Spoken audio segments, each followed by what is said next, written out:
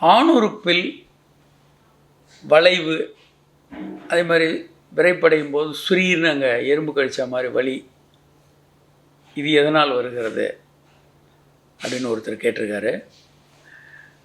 இது வந்து பைரோனி டிசீஸ். வளைந்த ஆணுறுப்பு முக்கியமாக பைரோனி டிசீஸ். அதில் சுரீர்னு வலிக்கிறது, அந்த இடத்த தொட்டு பார்த்தோன்னா ஒரு கட்டி இருக்கும். இது இப்போ ரொம்ப வருது இந்தியாவில். ஏன் அதிகமாக இருக்குது? இதெல்லாம் முன்னால் பைரோனின்ற பேர் ஃப்ரெஞ்சு டாக்டர் 1745 அவர் இதை பற்றி பெரிய கட்டுரை எழுதியிருக்கார்.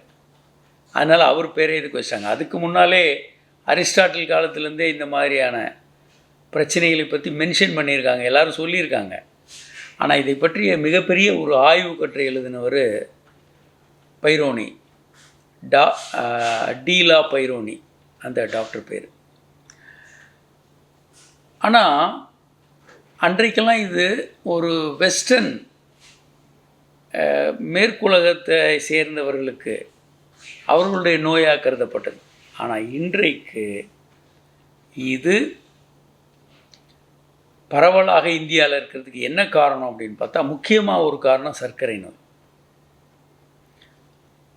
இந்தியாவில் ஒரு சுனாமி மாதிரி சர்க்கரை நோய் வந்துக்கிட்டு இருக்கு. சர்க்கரை நோய் உள்ளவர்களுக்கு பைரோனி வர்றதுக்கான வாய்ப்பு அதிகம். அதே மாதிரி ஆணுறுப்பு மேலே பெண் மேலேருந்து செக்ஸ் பண்ணும்போது ஒரு வளைந்தது, அதில் ஒரு அடிபடுது கிரிக்கெட் பாலில், பல காரணங்கள் இந்த பைரோனி நோய்க்கு வரலாம். இப்போ நிறைய பேர் அந்த மாதிரி வர்றாங்க. அங்கே தொட்டு பார்க்கும்போது ஒரு கட்டி இருக்கும். அந்த கட்டி இருக்கிறதுனால ஆணுறுப்பு இயல்பாக விரைப்படையாமல் ஓரளவுக்கு வளைய ஆரம்பிச்சிடும். எந்த பக்கம் கட்டி இருக்கோ அந்த பக்கம் வளையும். இதை சரி செய்ய முடியும். சென்னையில் நாம் இந்த அல்ட்ராசோனிக் தெரப்பி மூலமாக இதை சரி செய்ய கிட்டத்தட்ட ஒரு 2000 கேஸ் சரி பண்ணியிருக்கோம். மருந்து மாத்திரைகள் நோயை அதிகமாக்காது, ஆனால் நோயை சரி செய்யாது. இந்த அல்ட்ராசோனிக் தெரப்பி மூலமாக இதை சரி செய்ய முடியும். அதோட ஷாக் வேவ் தெரப்பி கொஞ்சம் பெருசாக இருந்ததுன்னா ஷாக் வேவ் தெரப்பியும் சேர்த்து கொடுத்தோன்னா இது சீக்கிரம் சரியாயிடும். இப்போது ஸ்டெம் செல் தெரப்பி இருக்குது. இந்த ultrasonic therapy, shock wave therapy இதிலெல்லாம் சரியாகலைன்னா ஸ்டெம் செல் அந்த கட்டி மீது இன்ஜெக்ட் பண்ணோன்னா, ஸ்டெம் செல் நம்ம வயிற்றில் இருக்க கொழுப்புலேருந்து உருவாக்கி அந்த கட்டி மீது இன்ஜெக்ட் பண்ணோன்னா அந்த பைரோனி டிசீஸ் சரியாகிறது. அடுத்ததாக இன்டர்நேஷ்னலாக இதுக்கு இப்போ என்ன பெரிய அளவில் பண்ணுறாங்கன்னா, ஜாஃப்ளாக்ஸ்ன்ற இன்ஜெக்ஷன் கிட்டத்தட்ட 4.5 லட்ச ரூபா ஆகும் இந்தியாவுக்கு.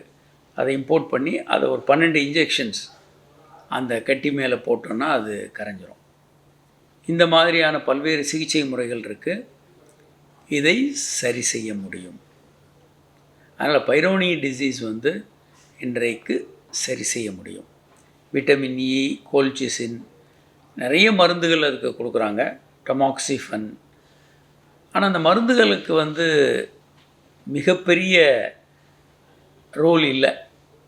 ஏன்னா அது பெருசாகாமல் கொஞ்சம் தடுக்க முடியுமே தவிர அதை முற்றிலும் சரி செய்ய முடியாது. ஆன்டி ஆக்சிடென்ட்ஸ் இந்த மாதிரியான பல்வேறு மருந்துகள் கொடுக்குறாங்க. மருந்துகள் அது அளவை பெருசாக்காமல் தடுக்குமே ஒழிய நோயை குணப்படுத்தாது. Ultrasonic therapy, shockwave therapy, stem cell சிகிச்சை, ஜாஃப்ளாக்ஸ் இன்ஜெக்ஷன், இறுதியாக அந்த கட்டியை அறுவை சிகிச்சை செய்து எடுக்கலாம். எப்படி? இந்த முறைகளில் அதை சரி செய்ய முடியும். வணக்கம்.